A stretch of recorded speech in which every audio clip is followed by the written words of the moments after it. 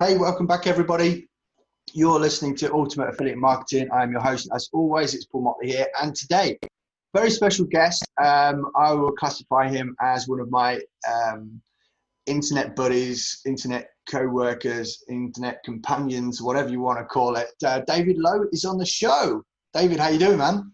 Hey, Paul. It's a pleasure to be here with you today and meeting up with my virtual buddy. It's cool when you can do these things, right? You know, it's great being on Facebook and just like, you know, passing a couple of messages here and there and dropping comments on posts and stuff. But ultimately, you know, I always find that you build a better relationship, a better understanding with people if you do get to do this stuff. So it's great to have you on, man. It's been a while. Now, for those people that obviously, you know, there's, as with all these things, whenever I'm doing interviews, there's always a backstory. And one of the things that I saw in your backstory was really quite interesting. And I'm guessing you might know what I'm going to pick out here, but we'll start off with the basics. So where did you sort of like, you know, where's your background? Where did you come from? When did it all start for you? And where are you at right now? And then we're going to go into that, we'll just call it the TF. Right. So then we'll talk about the TF moment. Okay. Okay, that sounds fair enough.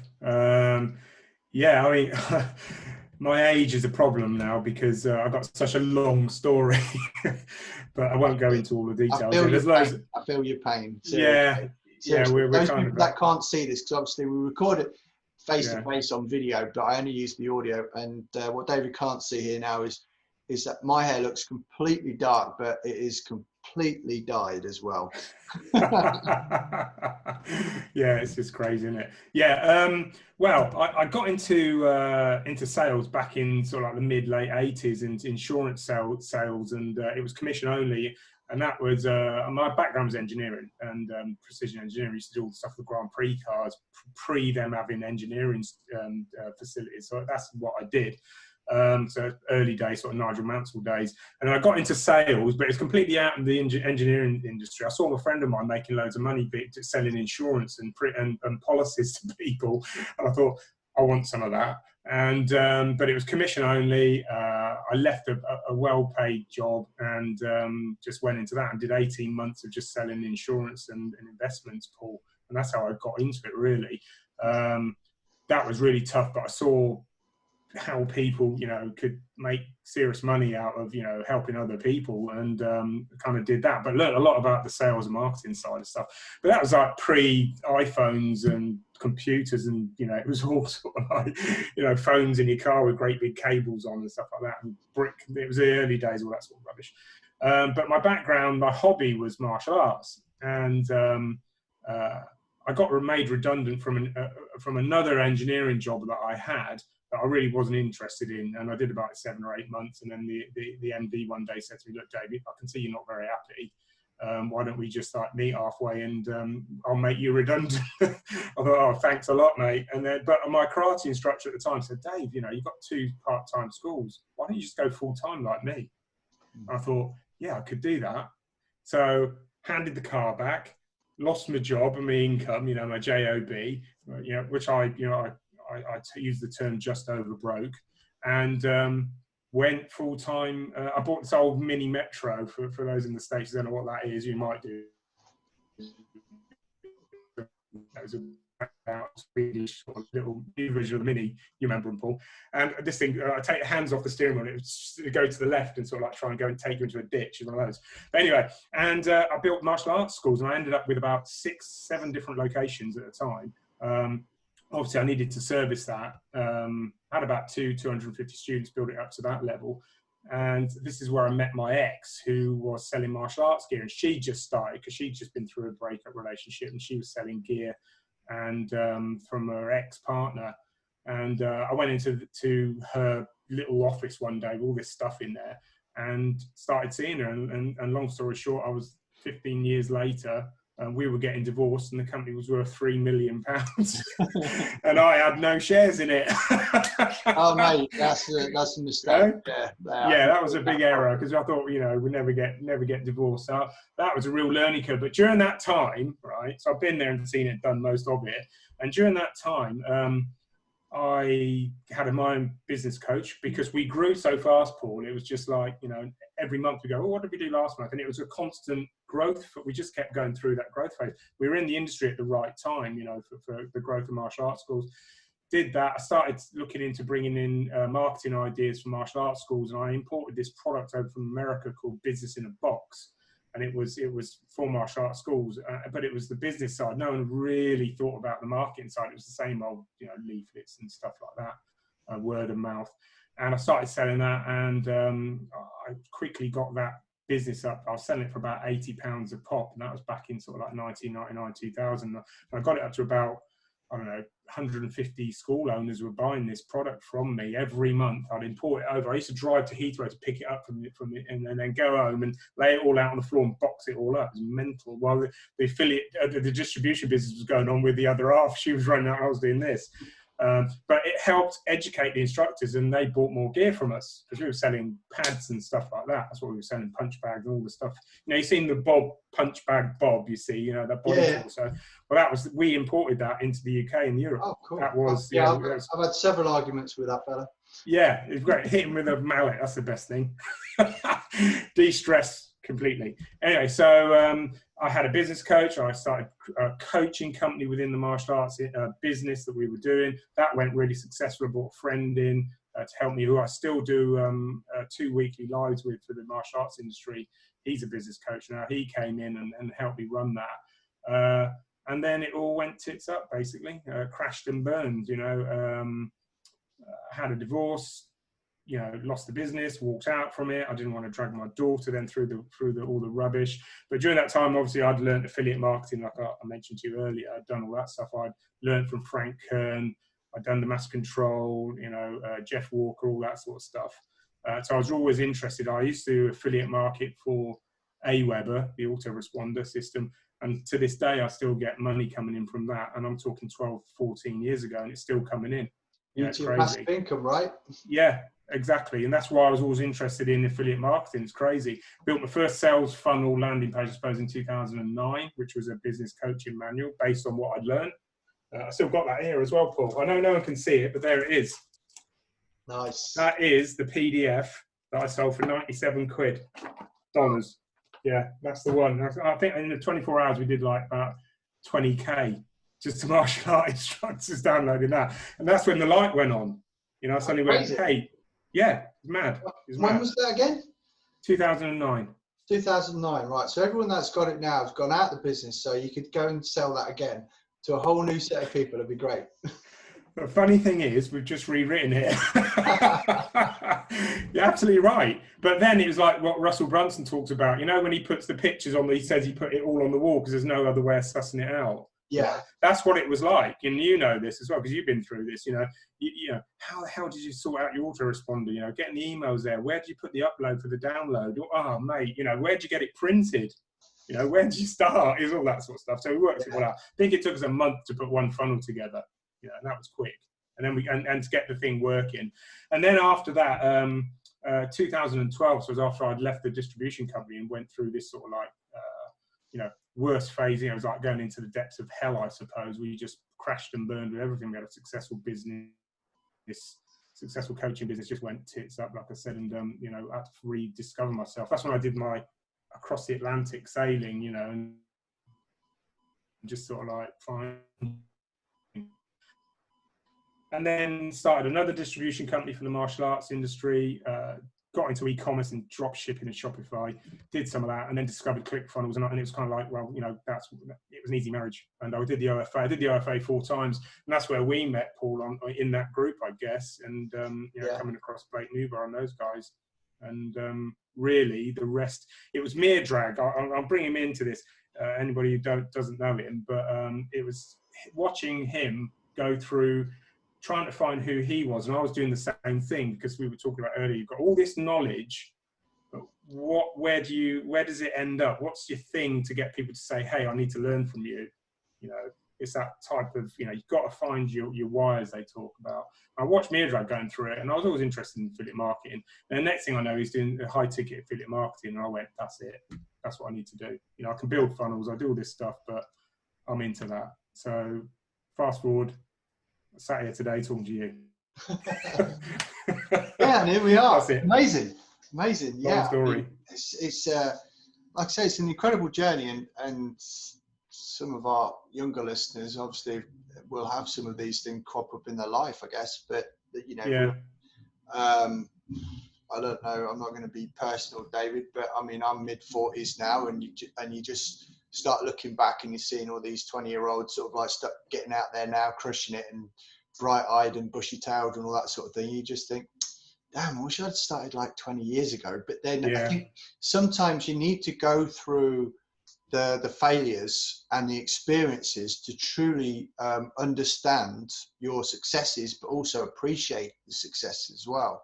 Yeah. Because without the failures, you can't truly know yourself. And I remember listening to one of Russell's podcasts actually a little while ago, and he was trying to start doing business with someone, or I think it was like trying to get into a mastermind, and one of the questions that the guy asked was, you know, how many times have you failed?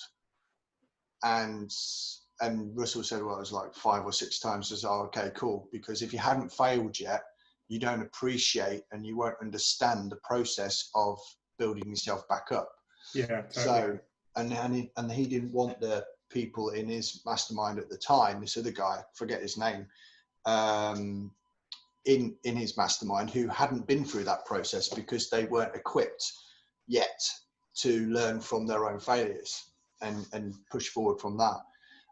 Now, you were kind enough to send me a little bit of a breakdown. So we had a little chat before we started recording anyway. And there was a guy that used to ring you up a little while ago. I'm saying a little while ago, right? Back in 2001, 2002. Essentially trying to sell you his product. So if you want to sort of like let the listeners know what that was all about, that'd be awesome. Yeah. Back in about 2001, we'd moved a few times. We kept outgrowing the warehouses we were in, you know, and we were on this old farm unit to start with. This was the martial arts gear distribution business. And we just moved into this, what we thought was paradise, but it was a great big old barn. And it built this office, and that's how I know the time. It was around about 2001, and always getting sales calls for bits and pieces. You know, people wanting you to sell their products, and we were growing fast at the time. And I remember one of the ladies in the office said to me, she picked the phone up one morning. She said, "Oh, David, there's a guy on the phone from," I think it wasn't the morning, it was the afternoon, because he was in the States. And she said it was some guy in the States wants to talk to you about a product. I'm like, oh man, you know, another one, because I was, you know, flat out doing stuff.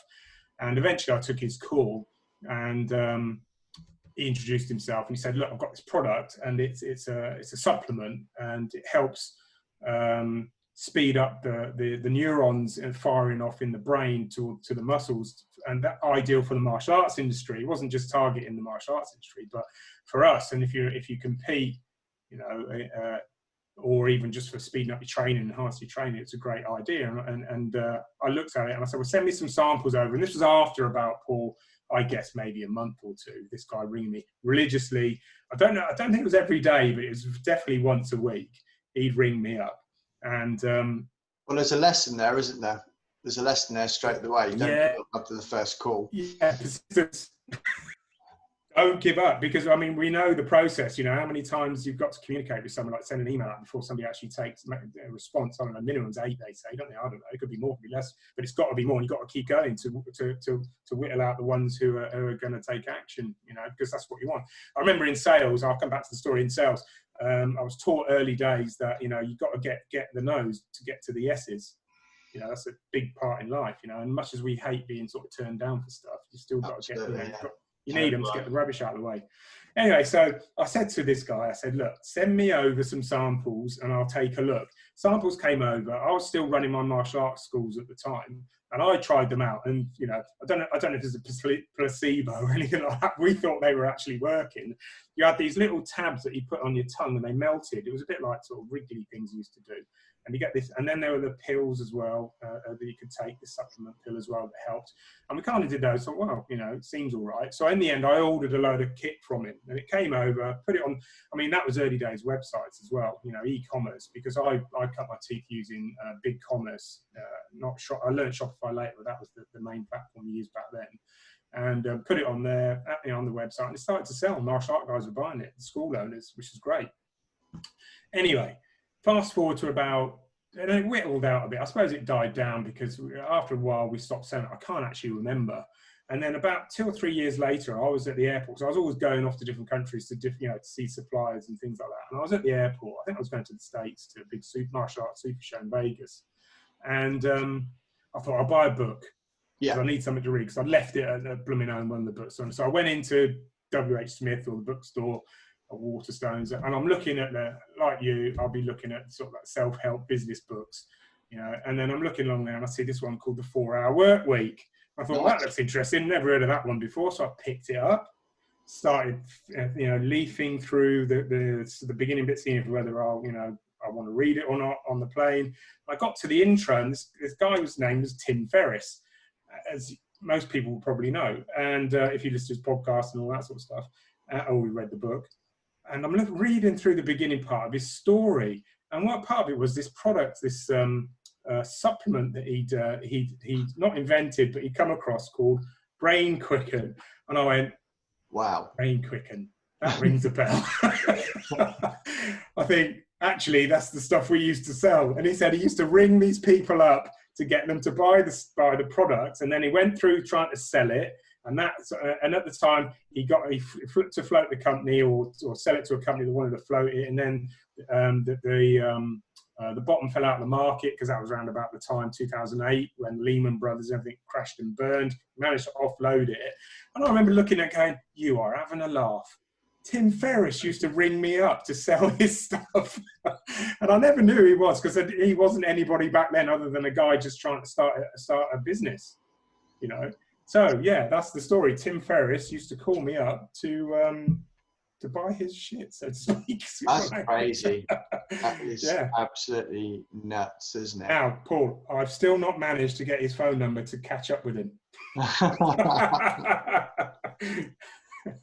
Oh, there's always ways to find people's, you know, contact details. I'm surprised. Yeah. Have you ever tried sending him a little message on Facebook? Say, "Hey, remember me?" I actually replied to one of his, because I get his Friday thingy. He sends out his email about his, and it links to his podcast. And I did a Friday bullet, I think he calls it. And I did reply. I did put a couple of messages on there one time, but I've never really pushed it. But I may well do it. They always says on his emails, you know, don't bother to try and contact him because he won't read these emails. Okay, fair enough. Yeah. Too many walls in the way. But that's it. That's the story. Yeah. It's a bit bonkers. And you know, while you were on there, then I was just doing some background on it, and apparently he sold the company in 2010. There you go. Yeah. So there we are. Fantastic. Yeah. So what's on the menu for you at the moment? What are you sort of like focusing on? What are you? What's your main thing? Well, I've been through the ClickFunnels journey. The majority of my business at the moment is business coaching and building out funnels and helping people with affiliate marketing. The affiliate marketing is the new part, really. I've got 6 or 7 guys that I coach regularly every week, you know, and that's good. I get good money from that. That got me back into the business of, you know, but I'm selling my time for money and I'm developing that side of it. Mainly they're from my martial arts niche. A couple of them aren't. One of them actually is a rock guitarist, believe it or not, nice. And a very good one as well. I've just built out not a funnel, but we've created a membership area. He's got about 600 or 700 people in his group now. We just created a group, so I've been teaching him about organic marketing and creating a Facebook group to monetize Paul. Yeah. So we're doing that at the moment, and that's a really cool project. He's supported people like Kiss. He was on Kiss's last tour, Slash, Guns N' Roses, all that stuff. You know, Aerosmith. He's done all that stuff.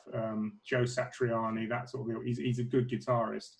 But you know, he wants to take it to the next level, and obviously he's been twiddling his thumbs, nothing to do. But my main passion really is helping other people learn online, and I'm kind of like going through that. I'm not one of those guys that, you know, I know you've had some top people on, like Wilco, for example, Decrease. You know, he's just like, you know, I love him as the geek, but man, he's crushing it. I'm nowhere at that level, but you know, my aspirations are to use the knowledge I've got to help other people start their business, because right now, you know, is you know, it's a crazy time, and it's a great time to start an online business right now. You just got to find the right person to mentor you, I guess, or find the right thing. So I've really got myself into high ticket affiliate marketing. That's my thing at the moment. I help people with ClickFunnels as well, you know, set that up and understand how to put all the nuts and bolts together on it. You know, it's just not a matter of, it's a vehicle at the end of the day. You've got to put all the other things in line, and list building as well. Like you know, it's just like getting that list going and organic marketing. I think what a lot of people got to realize is, I was trying to look for the silver lining, and although 2020 has been a horrific year for a lot of people, but if I go back to my sort of like network marketing, you know, training and years and stuff like that, they always used to say that the best time for people to encourage others to start and run a business would be winter time, when they're not so active and out and about. They are at home. They are maybe a little bored. They might be searching for ways that they can make money for themselves and things like that. And I think 2020 has been a really good year for the digital entrepreneur, because it's like having almost a whole year of winter, but then maximized crazily, because, you know, the fact that we've been limited on what we can do, and we have been for a substantial amount of time almost limited to our own environments. So, you know, people start, you know, they'll get bored, they'll watch all the stuff that they've got on Netflix or Sky or Amazon Prime. They'll watch all the series that they're interested in. They'll, you know, start getting kicked up. They'll start getting frustrated. They might have financial problems, and they might start looking for alternative ways. And, you know, there's a couple of things that I've been involved with recently that has seen a massive upturn because of it. Because people have suddenly like, shit, I need to earn some money. I'm not working. What can I do? Let's get on the internet and have a look, you know, and, you know, people really sort of ramping up. So as far as our business and our journey, it has actually been a good year. So you got to look at it like that and think, what all the positives have come out. And you've probably seen, David, yourself, that, you know, within our circles that we both are in and around on the internet, you'll see suddenly like new names coming up, and you'll see new people sort of rising to the top that are determined to actually put into practice what they've been learning, and really making a substantial difference to their own lifestyle. I mean, I see some people going on like, you know, the fact that they've not recently started, but they've had some experience, but now they've got the focus because they've put the time into it. And, you know, they've done a couple of thousand last week and a couple of thousand this week. And, you know, that's more than what they were earning as a job. So it is a crazy world out there. And obviously people still got to stay safe and take heed of all the government guidelines, whether you like it or not, because that's a topic that I don't like to get into because everyone's got strong opinions about. You don't want to upset people, really. It's like, oh gosh, mask or no mask and all that. Is it or isn't it? Cover up or no cover up, misinformation and all this. But yeah, there's some crazy stuff going on, and obviously, you know, there's been so much negativity this year. I just like it, and I thrive on the positive messages that I see on or around Facebook, for example, of people doing well. And and David, you're probably saying what you're trying to do is to try and point people onto the path of getting better and doing better for themselves. Yeah, well, you're absolutely right. Excuse me. This year, from the lockdown, I was starting to get busy anyway, and what Blake had taught us from the using Facebook organic, I took that a step further in a sense of, for the martial arts industry, people are running a physical location with a service industry, taking the Facebook organic into not only their Facebook profiles, but their business pages and their group as well, because that was all intrinsic, and then linking up their website with all of that as well. I have a saying, Paul, all roads lead to Rome. It's not because it was a Stranglers song, it's because I believe it, and I like the Stranglers anyway. But all roads lead to Rome, and that's what you should have, that mindset. Everything you do online that's a presence that people can find, it's all got to lead somewhere that's going to be beneficial to you. So I kind of took that concept and put that into, it doesn't matter what you do, it doesn't matter what you're selling. If it's like that and you've got a website and you're online, then you can use, if you know what to do. And the light went on with Blake when I went, holy crap, didn't know you could do that with your Facebook profile. Now I optimize it to the hilt. Every single bit I can do is optimized. And it still frustrates me now. In our world and where we frequent, I still see these guys, I'm not going to name names or anything, and I don't know who this guy was, but he messaged me the other day. So I said, hey, happy Sunday, what you do, he's obviously pitching me a little bit, and he said, I do social, optimize organic traffic for social media. And so I went on and looked on his Facebook page, his profile. Yeah. I went, well, mate, you need to optimize your social media platform before you talk to me. Yeah. So it's kind of like one of them. I was waiting for that. It's a little bit like, you got to build some credibility online, and it's a little bit like when you get sometimes you'll see companies pop up and say, oh well, we can do this for you, we can do that for you, and then you look on their Facebook page and they've got like 5 likes on it, and you just think, you started yesterday, right? Yeah, so that's right. It's like, I'm not dissing you, because obviously you might have some really amazing ideas, and but you do need to build that credibility a little bit first. Right, it's looking for the right customer, isn't it? At the end of the day, do your due diligence if you're going to be doing organic marketing, Paul. And actually take the time to look at my profile page and go, well, actually, he's got it all linked up. It looks all right. I mean, it's not always. Every now and again, something breaks, or I forgot to do something, or something goes wrong. But it's pretty much all there. And especially when you change something, you change direction, you have to change everything that goes along with it. I've just changed my own, what I call hero page. I've just swapped that out just recently. In fact, coming on here, you made me pull my finger out and get that finished, because we're going to be referencing that in a minute. Yeah, no, that's right. So I thought, shit, I better get that done.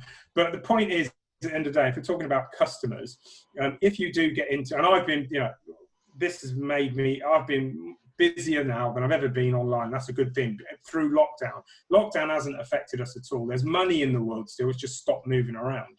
Yeah. It's still there.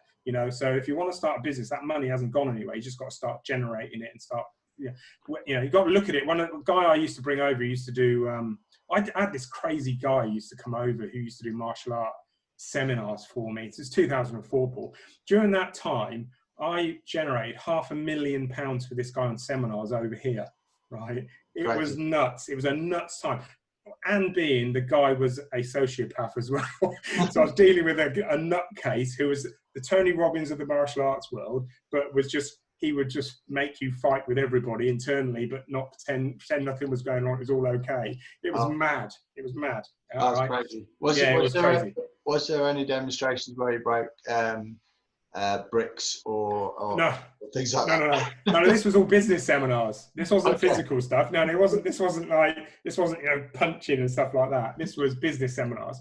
Anyway, I'm off track now. What was I talking about? Oh yeah, this guy. Okay, so and he was just nuts. But he always used to say, "Where's my money?" That person's got my money. I just haven't asked them for it yet. So where's my money? It's kind of like that mentality. He was forward thinking. The psychology of sales with him was, I've already sold them. They just got to give me the money now. Right. It was kind of like, it was a crazy time. You know, that's why from him and sales side of it, really, you know, why people buy. But, you know, I've been busier than ever, and even now it's getting busier than ever. But you've got to find, when you get into this, you need to find your why. And we were talking about this earlier before we got on, and it's the customer type. And I've just come across something really cool. It was, I can't remember, it was by now, and he called it the SSF method. And it was like the sidewalk, the slow lane, the fast lane. And if they're on the sidewalk, and this is a bit like the martial arts niche for me in a sense, they're on that sidewalk, they don't know they have a problem, and they don't know you have the solution to their problem that they don't know about at the moment, right? But your job is to get them into the slow lane where they now know that you've got a solution and they do have a problem, but they're not 100% sure whether your solution is the right one. Yeah. And then you've got to get them into the fast lane, but you'd only have a small period of time in that fast lane to convince them you're the right one before they drop back into the slow lane and start looking elsewhere again. Yeah, I get it. It's a little bit like people being problem unaware. Yeah. Problem aware, solution unaware, and then solution aware, and finding you at the end of that road. Yeah, I totally get that. David, listen, where can our listeners get in touch with you specifically if they want your help? First of all, you can find me on obviously Facebook profile, David Lowe 123, or my webpage, which is davidlowemarketing.com. Fantastic. Now we are going to make sure, and I do want to reiterate this, and it's a broken record moment because I do this up almost every single podcast. I tell people the links are going to be in the show notes, right? Very important. Don't just listen. Don't just let it skip on to the next episode, because, you know, you could sit there and listen to the episodes all day long, because that's how the podcast people make it. It's a little bit like YouTube. It will automatically start the next one if you don't hit the pause button or the stop button. I'm not encouraging people to hit the stop button. You should listen to every episode, right? So, but please do check the show notes. Make sure you get in touch with David, because I know he's got an awful lot to teach you, and he is completely focused on helping other people as well. So, David, for now, I appreciate you coming on, man. It's been a blast. Thank you, Paul. Appreciate it, mate.